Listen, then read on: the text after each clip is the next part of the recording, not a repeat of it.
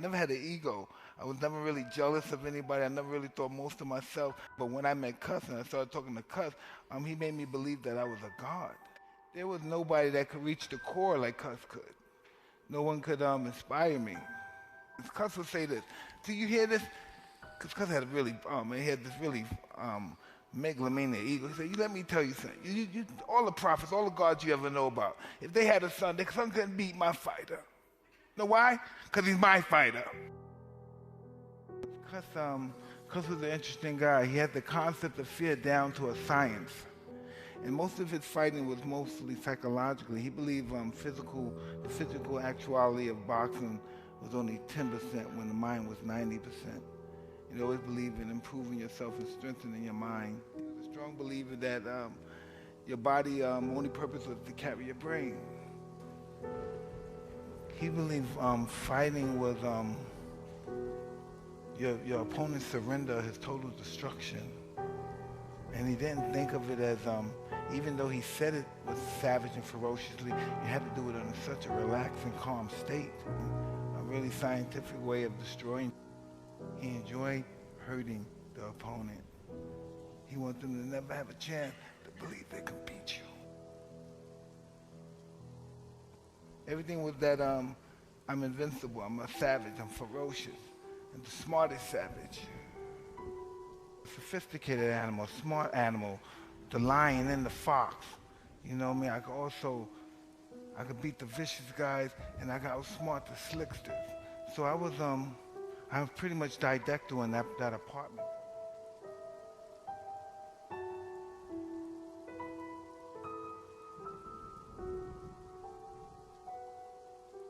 Had me read mostly books about war, Claude von Clausewitz. And this is why Cuss read all those books. Cuss was pretty much an intellect, but he was an intellectual and philosopher about war.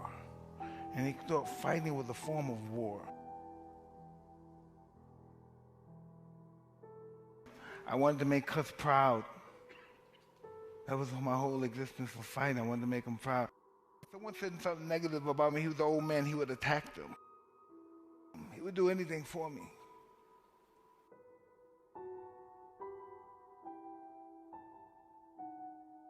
Well, the peekaboo is a really cruel style of boxing. It basically kept both your hands up, and it basically you twist at your waist and you move, and you come forward, make the guy miss, you counter punching. He really discovered it from karate. He watched karate people do it, and just move, get to one position, and punch with everything you got with bad and mean and ferocious intention.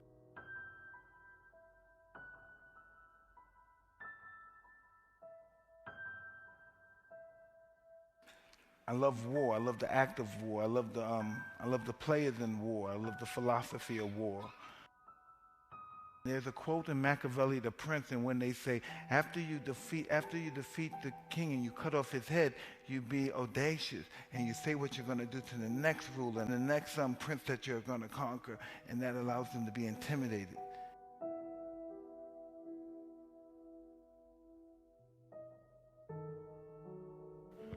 Yeah, this is the moment I knew I wanted to be a fighter. Watching two masters fight. After watching these guys, I knew. They were fighting, they fought 15 rounds and it was a war, but none of them had a mark on their face. But it was a hard fight, but nobody had a mark on their face. They're master technicians. He was a street fighter like me. He was cruel and mean. I never looked at I respected Ali and I worshiped Ali, but he was very tall and very handsome. I was very short and not so handsome. And he was very,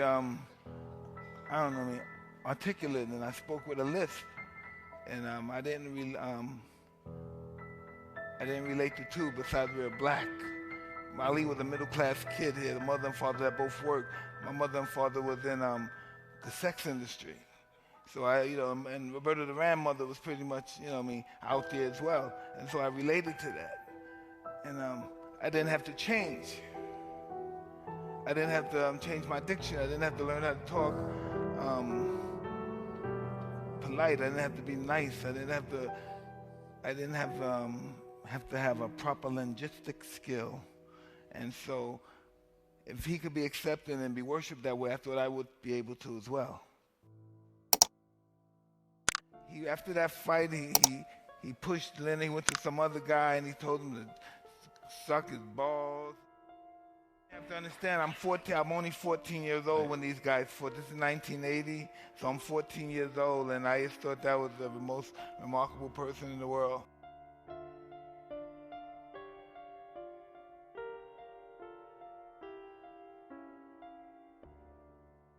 I was born with great perception. If it came from my street life, from being locked up for stealing and facing unbelievable odds as a young kid, I had great perception. And once I watched these guys fight, I just knew it was a matter of time, but I knew my time would soon come.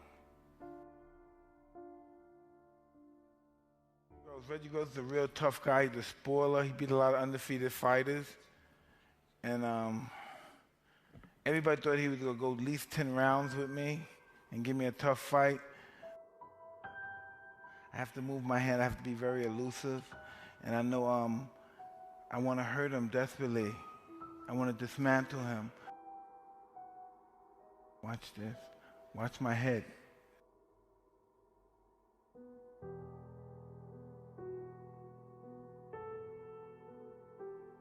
When this is over, everybody's going to know my name. And the people that I fight after him, oh, they're going to fear me. And that's pretty much how my reign consists of just fear. And on occasion, some guys like him, who's a tough guy, they would try to fight back. And that would just allow me to excel at an extremely high level.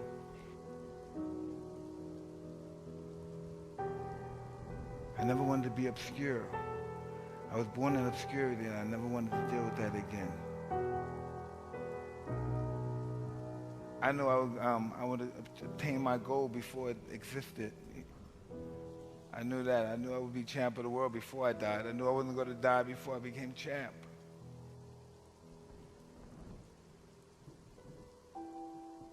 I was just disappointed that I didn't kill them back then. That was just my main objective because I wanted to succeed so bad, and I failed. And the fear of not succeeding was worse than dying. So I just wanted to make sure they never got up. Our world was winning and beating people and looking spectacular doing it.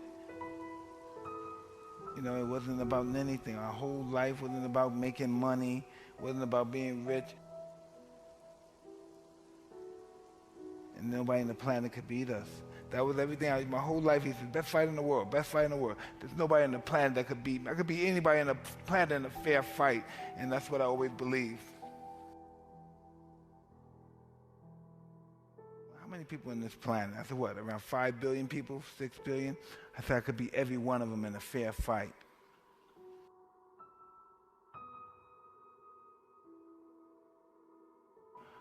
I must be a descendant of the great warriors of old, all the gods of war, because I'm winning with the most simplest of ease.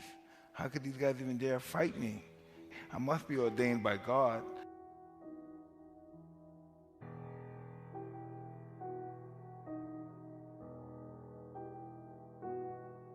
Dying is just as glorious as living when you really think about it, because you couldn't have a life if you didn't have death, and you couldn't have death without life. So how could death be less glorious than life? They're both intertwined with one another.